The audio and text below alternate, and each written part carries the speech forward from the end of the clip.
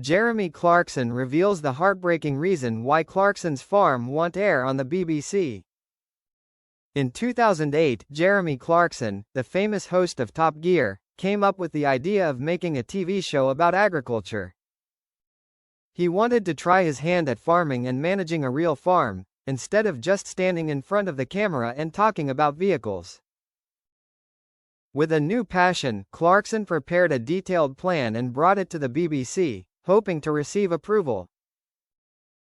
However, the BBC's reaction was not what he expected. They were not interested in the content of the program but only asked about the location of the production office. When Clarkson proposed London, the BBC immediately refused, without giving a specific reason. Feeling unreasonably rejected, Clarkson decided to bring his idea to Amazon Prime Video. And this time, he received immediate acceptance. When he started making Clarkson's Farm, Clarkson faced countless challenges. Unfavorable weather, the COVID-19 pandemic, and changes after Brexit have severely affected his farming plans. Seed shipments were delayed due to congestion at the port of Calais, causing a delay in the harvest. In addition, compliance with EU pesticide regulations left him unable to control pests, resulting in crop failures and financial losses. Contrary to the image of a cold and unconcerned Clarkson, during his farming career, he began to become more aware of climate change and its impacts. He admits that his previous statements about downplaying climate change were wrong and he now regrets it. Working on the farm has helped him better understand the importance of protecting the environment and maintaining sustainability in agriculture. Despite the difficulties, Clarkson did not give up. He learned from real farmers like Caleb Cooper and Charlie Ireland. They not only helped him with farming techniques but also shared stories about rural life, about the sacrifices and joys of working with the land. These stories touched Clarkson's heart, making him realize that farming is not just a job but also a part of life, of love and connection with nature. Although Clarkson's Farm was a huge success on Amazon Prime Video, the show was not broadcast on BBC. The reason was not because of the quality of the show but because of differences in views and content development strategies between Clarkson and BBC. BBC, with its own direction and standards, did not accept a personal and unconventional agricultural show like Clarkson's Farm. This made it impossible for the show to be broadcast on national television, even though it received love and high praise from the audience. Though he didn't openly share his feelings, Jeremy was deeply hurt by the BBC's rejection.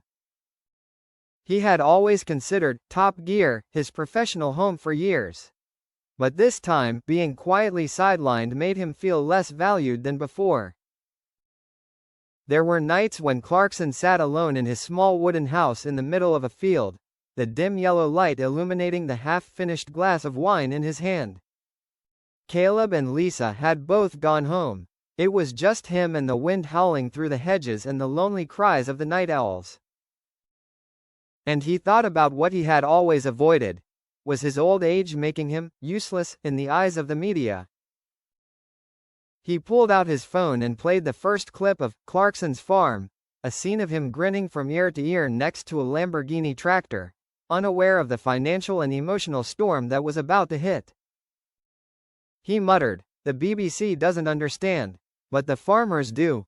Clarkson wrote a long handwritten letter to the BBC's director of content, in which he expressed not only his frustration but also his love for the land, for the farmers forgotten by modern society. The letter was never sent. It sat in his desk drawer, next to an unsigned contract with Amazon for Season 4. At one point, he wrote, "I used to think television was just a tool for entertainment. But when I went into the fields, I understood, television can be the voice of the forgotten people. People for whom a single lost season could plunge their entire families into poverty." The letter ended with a scribbled, haunting line, "If one day I am no longer on television, I hope these fields will still tell the story for me." That year's harvest was not a good one. An unseasonable flood ruined much of the crop.